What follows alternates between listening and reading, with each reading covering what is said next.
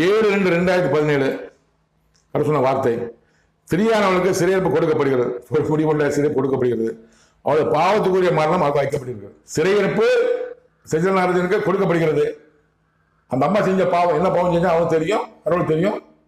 உங்களுக்கு தெரியுமா தெரியாது தெரியாது. அவன் அம்மா என்ன பாவம் எனக்கு தெரியும், பார்த்தது சொல்ல முடியும். நான் அந்த கடவுள் தெரியும், அந்த அம்மா தெரியும். அவளது பாவத்திற்குரிய மரணம் அவருக்காக வைக்கப்படுகிறது. சத்யநாராயணன் செய்த பாவத்துக்குரிய மரணம் அவருக்காக வைக்கப்பட்டிருக்கு. மரணம் எப்ப கொடுக்கப்படும் கடவுள் சொல்லுவார். 8/2/2017 இதை சொல்லிட்டு வராரு.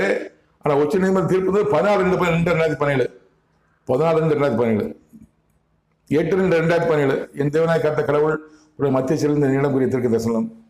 இத்தேசத்தின் அதிபதி ஆக நினைக்கிற அவர் எண்ணம் நிறைவேறாது. உச்ச நீதிமன்றத்திலிருந்து ஸ்திரீயானவர்களுக்கு விரோதமாக தீர்ப்பு கொடுக்கப்படுகிறது. சிறை போக்கு உறுதியாகிறது. அவர் பாவத்தின் சம்பளம் மரணம் வைக்கப்பட்டிருக்கிறது. தெளிவா சொல்லிட்டாரு. விளக்கம் என்னவென்றால்,